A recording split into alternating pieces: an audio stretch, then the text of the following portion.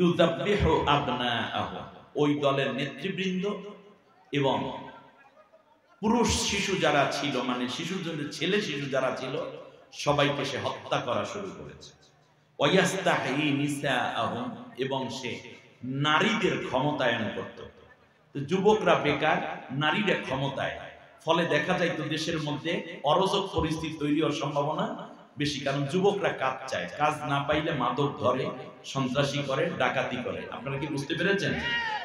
এই কারণে ফেরাউন তাদেরকে কন্ট্রোল করার জন্য বলতো যে আমার দল করো এবং আমার বিরুদ্ধে যারা আছে তাদেরকে সমানে মাইরা ফেলাও, তাহলে তোমাদেরকে টেন্ডারবাজি দেব, আমি কোনো একটা সুযোগ সুবিধা দিয়ে দেবো, না অসুবিধা নেই। এই কথা বলে সে যুবকদেরকে বেকার রাখতো। আর নারীরা ঘর থেকে বের হওয়ার ফলে যুবকরা বিয়ে করতে পারছে না, টাকা পয়সা নেই, ফলে দেখা গেছে যে জেনা, ধর্ষণ মিশরের মধ্যে খুব বেশি বেড়ে গিয়েছিল। আমাদের দেশের কথা বলছি না, 4000 বছর আগে, কত বছর, এইরকম একটি কৌশল ফেরাউন নিয়েছিল। এরপর আল্লাহ রাব্বুল আলামিন বলেন ইন্নাহু কানা মিনাল মুফসিদিন। এই 4 কাজ করার কারণে ফেরাউন হইল তামাম দুনিয়ার সবচেয়ে বড় স্বৈর শাসক।